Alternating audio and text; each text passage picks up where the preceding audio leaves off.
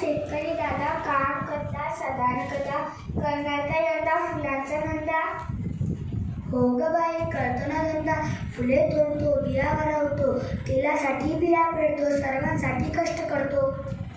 शेतकऱ्याचे बोलणे ऐकून मुंगीच्या मनात एक विचार आला. तिने शेतकऱ्याकडून एक फूल घेतले. घरी आली, फुलातल्या बिया काढल्या. काही बिया कोकिळेला दिल्या, काही बिया खारुताईला दिल्या, काही चिमणीला, तर काही बिया कावळ्याला आणि मधमाशीला दिल्या. स्वतःही काही बिया घेतल्या. त्यातल्या काही बिया खाल्ल्या आणि पुढच्या वर्षी खाण्यासाठी काही बिया जपून ठेवल्या. कोकिळेच्या कपाळावर आल्या आठ्या. तिने कावळ्याच्या घरट्यात ठेवल्या बिया. कावळ्याने बिया पाहिल्या. तो म्हणाला, का बाई असं करतेस?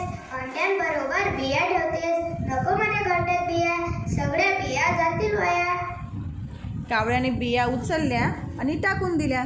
चिमणीने पाहिल्या बिया, बसली बिया सोलायला.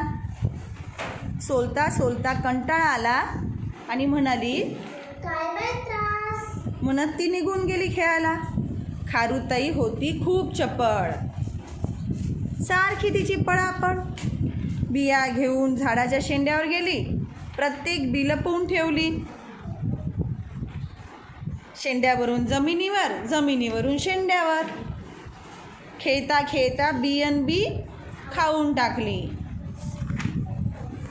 मधमाशी होती मोठी चतुर, काम करण्यास नेहमी आतुर. बिया पाहून विचारात गडली.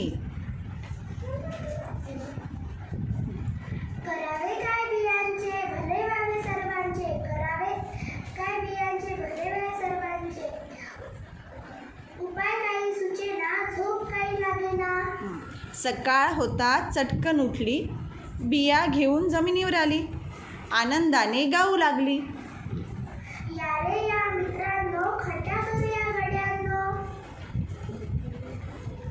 कशासाठी बिया रुजत घालण्यासाठी. यावर कोकिळा म्हणाली, मला नाही वेळ, कामाचं अन्न माझा कधी बसायचा नाही मेळ. कोकिळा उडून गेली. चिमणी राहिली झोपून. कावळा म्हणाला, माझ्याच्याने होणार नाही, काम करून दमलो बाई. खारुताई आली सरसर, डोळे फिरवीत गरगर. मधमाशीला म्हणाली, ताई थांबतेस का जरा, बघ सुटलाय छानसा वारा. खेळून घेते पोटभर, तोपर्यंत काम तूच कर. मग मधमाशीने बिया रुजत घातल्या. पावसाळा आला, पाऊस पडला, बिया रुजल्या. रोपटी भरभर वाढू लागली. त्याला पिवळी धमक फुले आली.